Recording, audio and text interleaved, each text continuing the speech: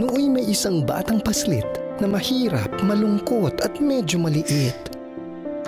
Lagi siyang mag-isa, walang kasakasama. Wala siyang kaibigan, kalaro o kapatid. Isang Pasko, kanyang nakita. 1, 2, 3 bolang pula. Pinulot niya ang mga ito at walang ano-ano, ang bata ay nakaramdam ng sigla. At dahil masaya siya sa kanyang ginagawa, mabilis siyang naging dalubhasa. Pagaling siya ng pagaling sa kanyang pagja-juggling, kaya marami siyang naging tagahanga. Nagdaan ng maraming taon at nagbago na talaga ang ihip ng panahon. Ang dating bata ay naging matanda at ang mga fans niya ngayon ay milyon-milyon.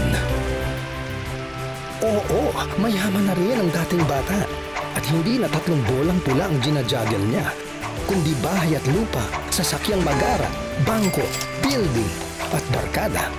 Kamangha-mangha. Ngunit ang dating bata na ngayon matanda, hindi na masaya sa kanyang ginagawa. Pero tuloy pa rin siya sa pagja-juggle niya. Walang tigil, walang patumangga. Dumating na muli ang isang Pasko at naisip niyang, hindi ko na kaya to. Napaluhod siya sa lupa at bumuhos ang luha. Anong gagawin ko? Let the child in you come alive. Isang bata, isang simpleng bata ang lumapit sa kanya.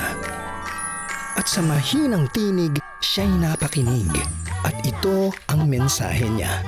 Kailangang maging musmus kang muli dahil tanging ang mga bata lamang ang nakapaglalaro sa kaharian ng aking ama.